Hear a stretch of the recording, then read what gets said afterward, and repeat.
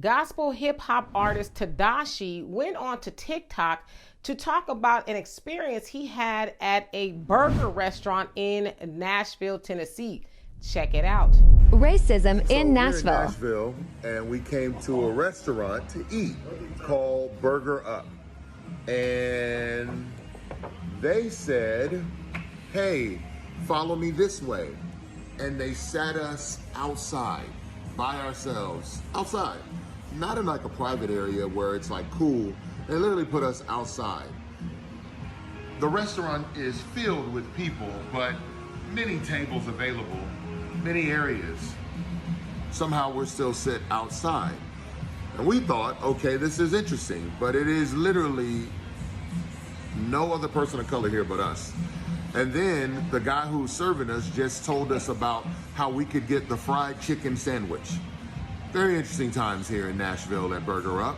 We'll see how this goes. I'm not leaving because I plan to have some fun with this. So he said, as you heard, that he went to a restaurant called Burger Up and had a very racist experience. Of course, y'all saw him explain that they were sat outside. When he says they, he says people of color. So I'm not sure the other person that he was with, if they were black or not, but he said people of color. All right. So he said clearly there was room inside the restaurant and that they were only ones sat outside and all of that. And then of course the waiter offered them a fried chicken sandwich as a suggestion for something to eat.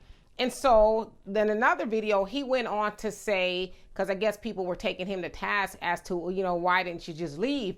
And he says that, he was standing his ground. It's his American right to basically eat where he wants and all of that. And so he did say he finished eating there and they were served and all of that.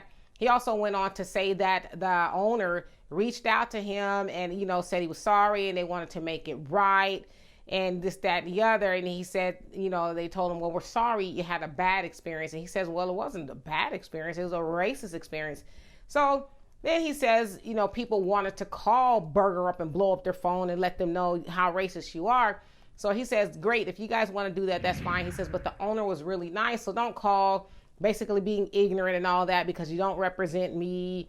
Yeah, but be nice about it and all of that. Well, I want to say this. Yes.